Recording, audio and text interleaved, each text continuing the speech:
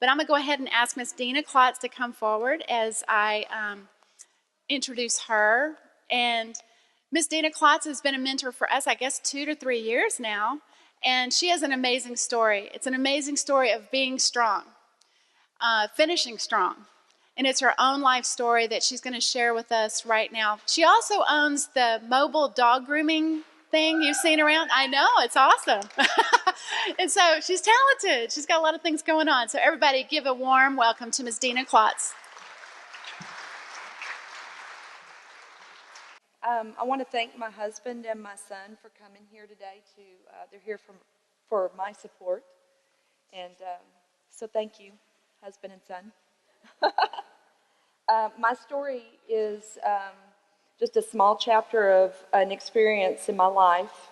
And around 2008, 2009, I went through a severe depression. And it was because of a chemical imbalance. It was life events that I hadn't addressed that had occurred early in my teen years, early 20 years. And it just kind of all came to a head around, a few years ago. And the kind of depression that I experienced was extremely severe. It resulted in deep hurt, unimaginable sadness, isolation, prolonged self-pity, hopelessness, suicidal thoughts and attempts, panic attacks, loneliness, distrust of anyone. I didn't like the way that my dogs looked at me. They were wrong. Darkness, humiliation, and just feeling like a failure overall. The way I try and describe that kind of depression, it's very difficult for anybody to understand what that feels like or what that's like unless you've been there. And one way I try and describe that level of depression is I say, here's heaven, here's earth, here's hell, and here's that depression. And it's extremely difficult to describe, but once you're down there that low, it feels like you're in a dark hole. There is no light. And you can reach up as much as you can, and there is no one there to grab you. That's what it feels like. That's the only way I could describe that. When I reached that level, I knew that I needed to get help. So that experience, if you asked me, if you asked my husband, and if you asked my son, who was 13 years old at the time, each one of us experienced that depression that I went through. So it just not only impacted me, it impacted my immediate family members who were living with me, my family members who weren't living with me, and those who cared about me. So it affects a lot of people. I went to Baylor. I was there on what they call their lockdown floor, or their 8th floor. And it is exactly what it sounds like. It's a lockdown floor. It's their security. You're locked in once you're on that floor. I was there for about a week, and I was scared at first, but after a day or so, even though I was still trying to deal with the emotions and talking with the therapists who were there 24 hours, I felt safe there, and I felt like I was understood. In fact, I think a lot of people who have not been there and experienced that label people who go on that 8th floor as crazy people. But we always made a joke, those of us who were in there, and saying we weren't the crazy ones, everybody outside was, because we were the ones there getting help. As I said, it was the 8th floor. They had a daily structure. They had crafts. They had therapy dogs. They had educational classes. And it was just a safe place for people who, was experiencing that kind of depression to get help. No matter what it is that brought us there, we all had different situations that brought us there, but we were ultimately all there for the same reason, and that was because we wanted to end our lives. And but we were there to get help, and that's what we did. We got help.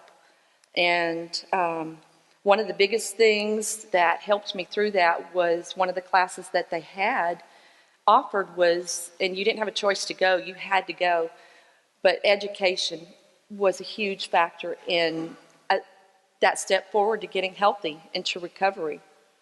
And you learn about depression, you learn about what it does to your body, what it does to your brain, how it affects, how the medications affect your ability to function, if you don't take the medication, and just different aspects like that. So it's all about education. It's very powerful. And I think their idea of all those different activities that they provided, like I mentioned before, like the crafts and pet therapy and things like that, is to get your brain active. It's to get your physical aspect about you active and in good health. And I think that relates to real life. And when we keep our brains active and we go and work out and we eat right and at least attempt to, it just makes your overall everyday living a lot better, and you can deal with situations that you're faced with. Because when I came out of Baylor, the same situations were there, but I just looked at them in a different way.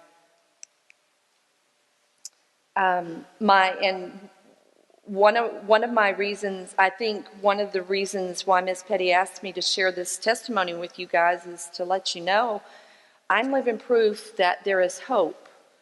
And if you are at a level of depression like I described, maybe you're not even experiencing depression, and that's fine, but we all need resources and we all need to feel like we're understood.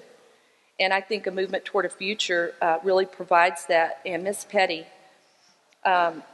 she's just an amazing person that is a resource that all the students should take advantage of all the information that she has. She's just flooded with information and resources and guidance and hope, and she just has her hands in so many things that if you have a question or if you need guidance or need help, Miss Petty's here to help, and all of us together, I think that just gives everybody hope.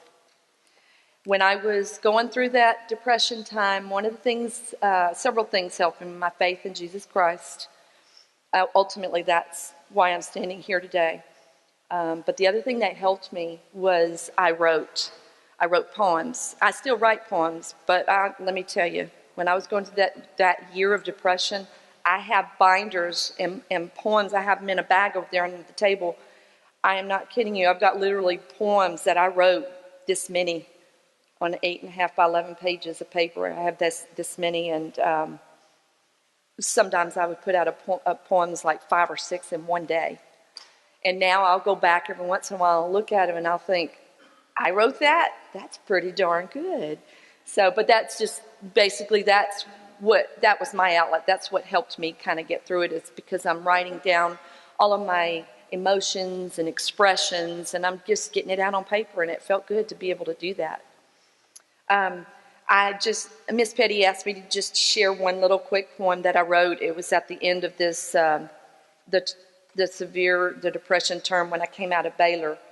And I'll just end my testimony reading this. It's really short. God created all seasons of life. He is always with you, especially during strife. May the Lord bless you and manifest himself to you. Open your eyes and heart, then you will see the beauty of which you are a part. So thank you for letting me give my testimony.